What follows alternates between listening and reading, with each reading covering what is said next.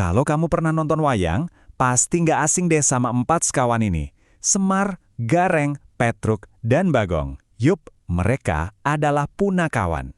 Mereka emang kelihatannya lucu, sering jadi bahan ketawaan, tapi jangan salah, di balik penampilan mereka yang aneh, ada pelajaran hidup yang mungkin jauh lebih dalam daripada para ksatria yang mereka layani. Jadi siapa sih mereka sebenarnya? Apakah mereka cuma badut buat selingan komedi? Penasihat yang bijak? Atau jangan-jangan jelmaan dewa? Nah, yuk kita kupas tuntas misteri mereka bareng-bareng. Disinilah letak keunikan mereka. Di satu momen, mereka bisa jadi badut yang bikin kita semua ngakak guling-guling. Tapi, di momen berikutnya, mereka bisa berubah jadi resi. Orang bijak yang kata-katanya itu didengerin dan direnungkan, bahkan oleh para raja sekalipun. Arti nama punakawan itu sendiri udah ngasih petunjuk loh. Dari kata pana yang artinya cerdas atau bisa melihat dengan jelas, dan kawan yang artinya ya temen.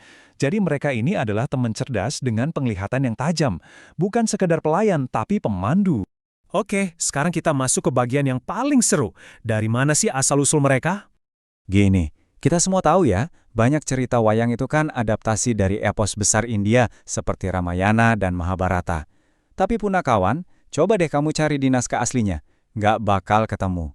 Kenapa? Karena mereka ini adalah inovasi jenius dari para pujangga Jawa.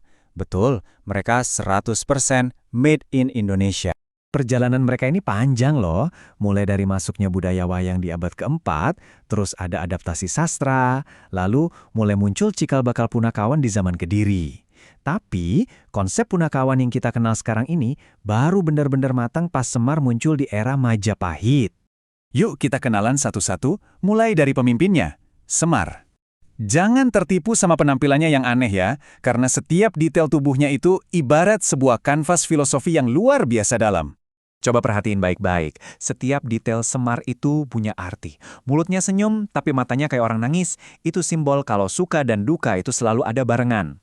Wajahnya tua, tapi rambutnya dikuncung kayak anak kecil, itu melambangkan siklus kehidupan. Badannya laki-laki, tapi punya dada perempuan, itu menyatukan sifat maskulin dan feminin. Bahkan cara berdirinya yang nanggung, itu simbol keseimbangan antara dunia atas dan dunia bawah. Singkatnya, Semar itu kayak miniatur alam semesta dalam satu sosok. Keren banget. Dan ini petuahnya yang paling terkenal. Urip iku urup. Artinya, hidup itu menyala. Filosofinya simpel tapi dalam. Hiduplah dengan memberi manfaat, menjadi terang, dan menghangatkan orang-orang di sekitarmu. Sebuah pesan yang luar biasa kan? Sekarang, kita bahas kedua putranya, Gareng dan Petruk. Fisik mereka yang kelihatan cacat itu bukanlah kelemahan. Sebaliknya, itu adalah jejak dari masa lalu mereka. Sebuah kisah tentang kesombongan yang bertransformasi jadi kebijaksanaan. Jadi ceritanya begini, dulu mereka itu kesatria tampan dan sakti, tapi sombongnya minta ampun. Sampai akhirnya mereka ketemu dan berantem habis-habisan. Nggak ada yang mau ngalah, yang akhirnya malah bikin fisik mereka cacat permanen. Nah di saat itulah Semar datang, melerai mereka, dan ngasih pelajaran tentang kerendahan hati. Sejak itu mereka sadar dan diangkat jadi putranya. Kita lihat Gareng lebih dekat. Matanya yang juling itu jadi pengingat biar kita nggak jelalatan ngelihat hal-hal buruk. Tangannya yang bengkok itu pelajaran buat nggak ngambil yang bukan hak kita. Jadi, setiap cacat fisiknya justru jadi simbol kebajikan. Lalu ada Petruk si paling jangkung.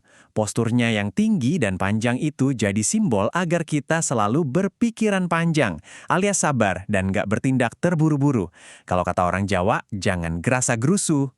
Petruk juga punya julukan kantong bolong. Kenapa? Karena setelah bertemu Semar, dia menyedekahkan seluruh hartanya sampai habis.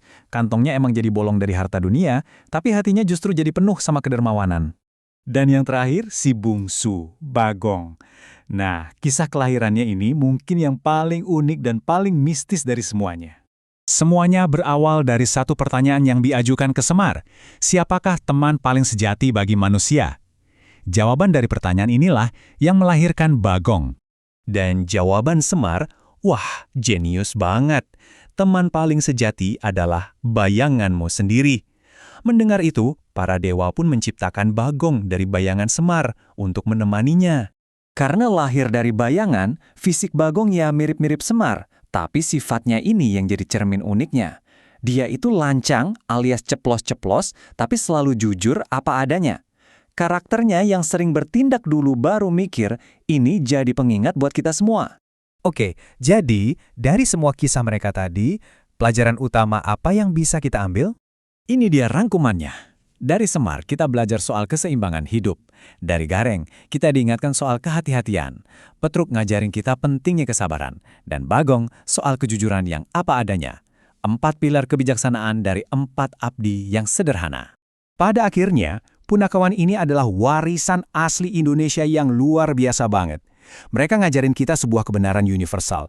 Kalau kebijaksanaan sejati itu nggak selalu datang dari kesempurnaan atau kekuasaan, tapi justru seringnya dari kerendahan hati, dari kemampuan menerima kekurangan, dan bahkan dari kemampuan menertawakan diri sendiri. Ini ninggalin kita dengan satu pertanyaan. Di dunia yang terobsesi banget sama kesempurnaan, pesan dari para abdi yang nggak sempurna ini rasanya jadi relevan banget ya kan? Jadi coba deh kita renungkan. Jangan-jangan kekurangan yang ada di diri kita justru adalah sumber kekuatan terbesar kita?